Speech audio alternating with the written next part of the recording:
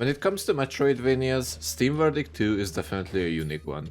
Making it into somewhat of a mining game definitely piqued my interest when I came across with the game. But is this fact alone enough to make the game worth buying and playing it? Let's take a close look and see what it's about. We start in an outside area with Dorothy, our main character, who is in search for his missing friend, Rusty. She continues her search when the ground suddenly collapses below her, and she finds herself in what looks like a ruined temple. Here she meets a couple weird cultists, praising a machine.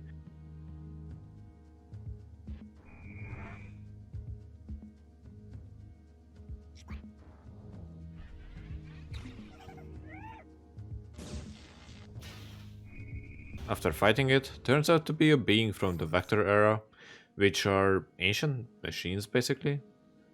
She is called Fen, and with her she finds her way to the village that might help her find where her friend is. Without going into too much details, that's what the base story is. There isn't too much going on story-wise, but it's still fairly enjoyable.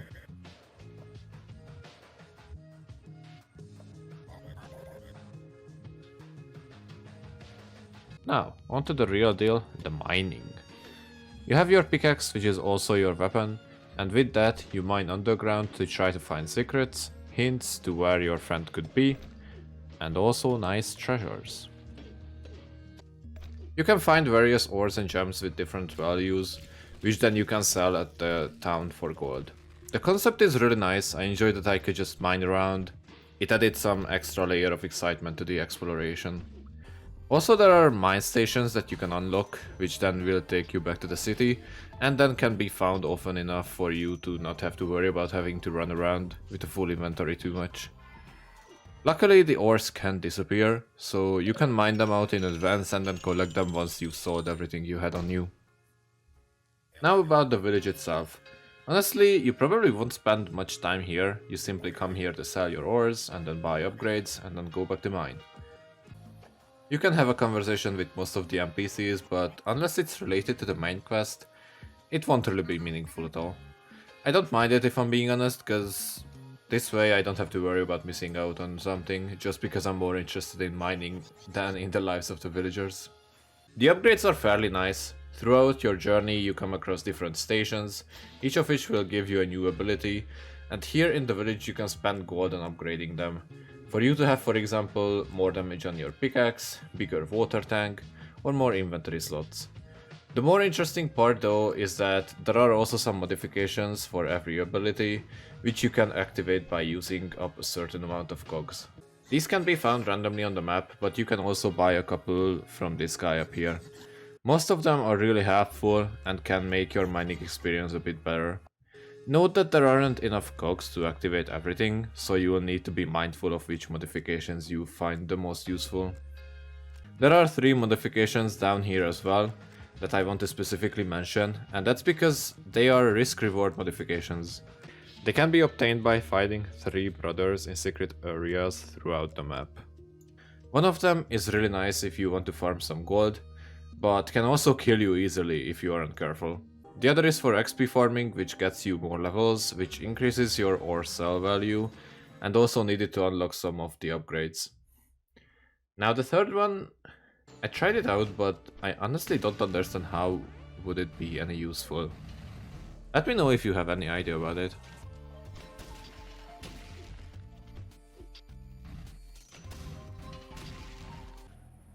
About the tools themselves.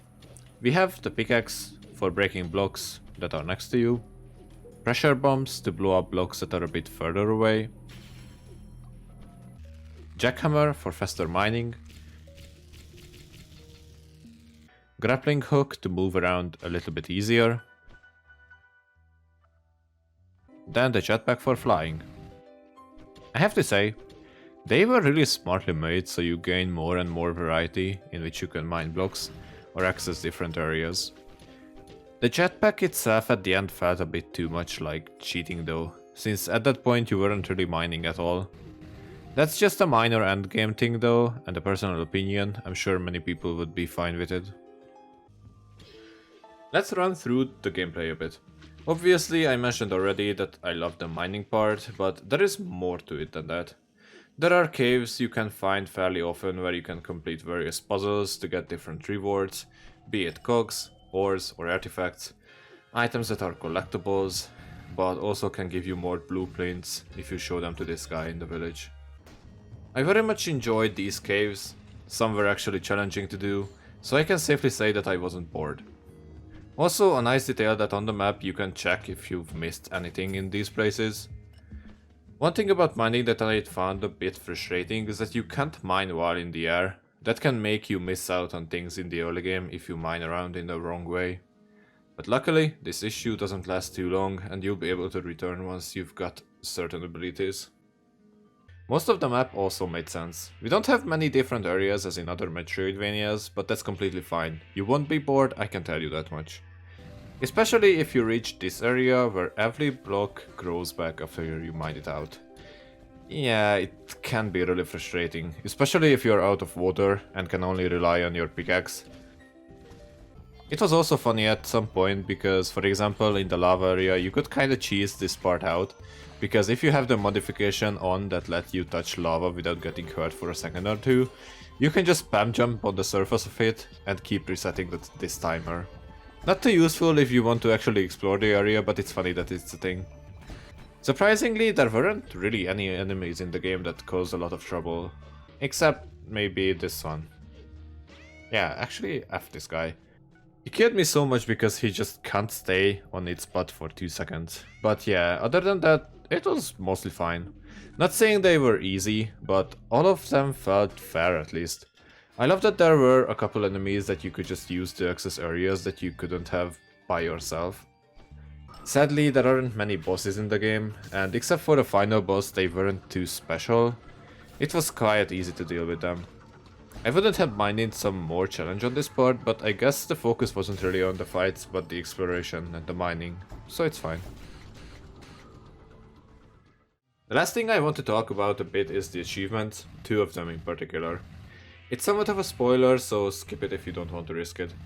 The first one is about completing the ultimate trial, which is located above the desert to the east, and can be accessed after collecting all the artifacts.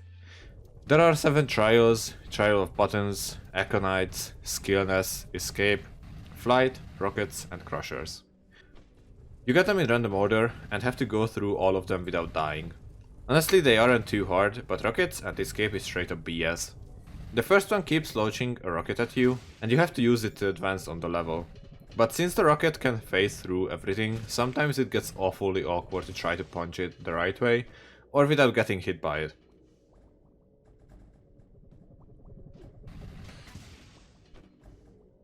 The other one is about running away from these machines of ancient technology. There are almost always multiple of them, and you can't outrun or fly faster than them, so you'll keep getting hit by them no matter what. The design on this was ridiculous if you ask me. Thankfully there are 2 modifications that let you complete these even despite how BS they are. One of them revives you once if you die, and the other lets you destroy ores in order to gain health. As good as it sounds on paper, I actually spent like 30 minutes farming ores for the healing, because that's how hard it is to get ores in the endgame. And then the other achievement, which requires you to complete the game with gold stars on all 4 categories: Death, Secrets, Wealth, and Time. It essentially means that you need to do the game deathless, with 100%ing the whole map, with collecting 15k coins, and also doing all of this in 4 hours. It's a bit rough to do honestly, but not impossible. The only thing that makes this challenging at all is the time limit. You really need an optimal strategy for picking everything up. The deathless part would be an issue, but it's so easily cheesable that you can completely ignore it. Even if you die, you can just Alt F4 when the death message pops up, then the game will just forget that it ever happened and will simply put you back to the previous checkpoint. The only place where this doesn't work is in the other world, because there the game instantly respawns you after you die, so you need to be careful here. The one thing I really hated about this is that after I was done with 100%ing the story and the map, I was roughly 5000 gold off, so had to spend like 30 to 40 minutes farming gold to get enough. And with this, I barely made it. I think I was like 10 minutes short. So yeah, both of the achievements were a bit annoying because both required me to just farm ores by killing this one snail over and over and over again. But overall, I'm quite happy with the game. It was a fun journey and I'm glad I picked it up. Definitely something worth trying out. It's probably better if you ignore the achievements. That way the game is more enjoyable, but it's all up to you. Let me know if the game would be worth a try for you, or your opinion about it if you've already played it. Consider subscribing and see you in the next video. Bye bye!